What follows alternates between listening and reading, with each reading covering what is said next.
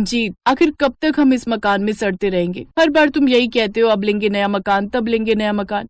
तुम जानते नहीं हो अंजलि, शहर के बीचों बीच मकान है अपना, और ऐसी प्रॉपर्टी मिलना बड़ी बात है। और बस थोड़ा पुराना ही तो हुआ है। यहाँ हर सुख सुविधा है, लेकिन अगर तुम चाहो तो मैं जंगल के बीचों बीच नया मकान बना देता हूँ।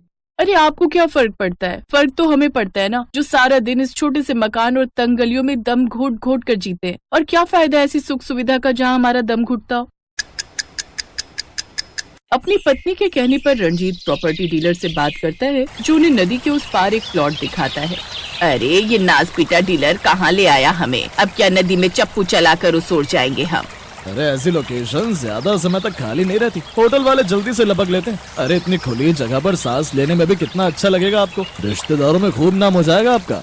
देखो ना रंजीत, घर के आगे नदी बह रही है। जब 2 मंजिला मकान बनाएंगे ना तो सबके यहाँ पर्सनल कमरे होंगे, और जब बालकनी में खड़े होंगे ना तो ठंडी ठंडी हवा आएगी।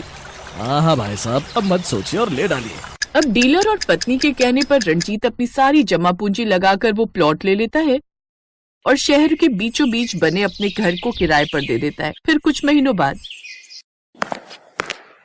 अरे आप तो ऑफिस जा रहे थे, वापस क्यों आ गए? अरे बोट पर लोगों की भीड़ हुई पड़ी है, बिल्कुल भी जगह नहीं थी बैठने के लिए। तो अब दूसरे रास्ते से चले जाओ। तब तो मैं आधे दिन के बाद ऑफिस पहुंचूंगा, अब आज रहने देता हूँ, छुट्टी कर लेता हूँ।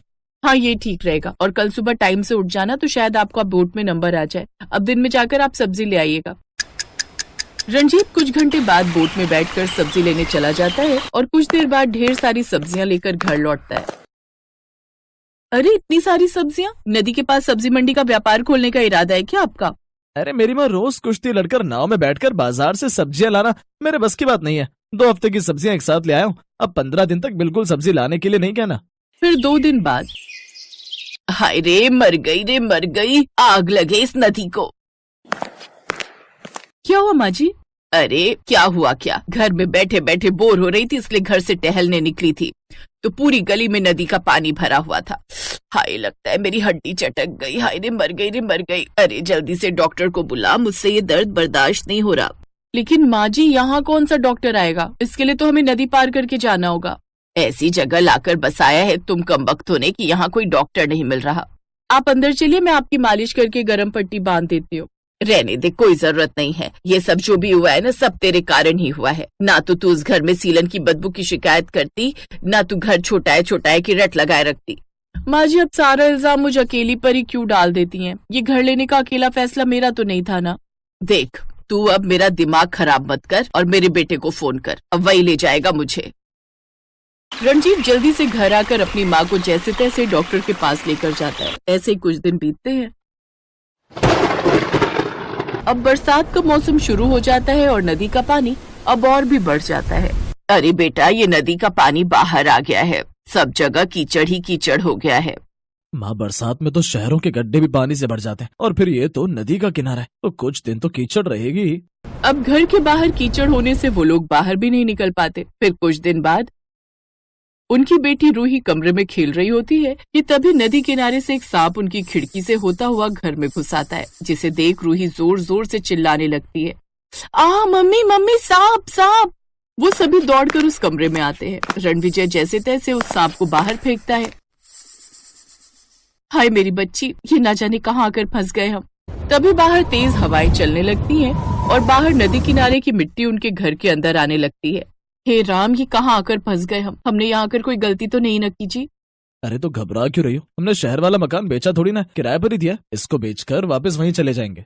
3 दिन बाद अचानक नदी का पानी काफी बढ़ जाता है। खबर में दिखाया जाता है कि पड़ोसी राज्य ने बांध का पानी छोड़ा है और निचले इलाकों और नदी किनारे बसे घरों का बाढ़ में डूबने का घर है। फिर उनके घर एक नोटिस आता है। क्या लिखा है इसमें? माँ इसमें लिखा है कि हमें जल्दी से घर खाली करना होगा, और अगर ये घर खाली नहीं किया तो पड़ोसी राज्य से छोड़े गए इस पानी से बाढ़ का खतरा बढ़ जाएगा और घर तक डूबने का भी डर है। और अगर ये घर डूब गया और किसी की जान चली गई तो इसमें सरकार की कोई जिम्मेदारी नहीं होगी। अरे ऐसे कैसे चला जाएगा? इतने पैसे लगाए हैं इसे बनाने में। माँ भी ये सब सोचने का वक्त नहीं है, जान रहेगी तो ही रह पाएंगे ना इस घर में। चलो हम सब अपने शहर वाले घर में ही वापस चलते हैं। हमारा राज नहीं चल रहा मैडम, पूरे 1 साल का कॉन्ट्रैक्ट हुआ है। अगर साल भर से पहले घर खाली करवाया ना किराएदारों से तो 1 साल का किराया हमें उनको देना पड़ेगा। अब जब तक टाइम पूरा नहीं होता हमें किराए पर ही कहीं और रहना होगा।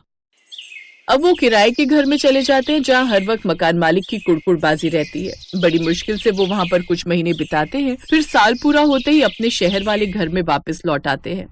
माँ जी, हमें अपना घर किराएदारों से वापस तो मिल गया, लेकिन आपको नहीं लगता कि उन्होंने इसकी कंडीशन पहले से भी ज्यादा खराब कर दी? अब तो कितनी स्मेल और घुटन हो रही है ना यहाँ। चुप कर तू, एक भी शब्द अपने मुंह से निकाला तो। अब जो है जैसा है हम यहीं रहेंगे, यही हमारा घर है अब, और यही मेरा आखिरी फैसला है। अपने पति के आगे अब अंजलि भी कुछ नहीं कह पाती और खुशी खुशी अब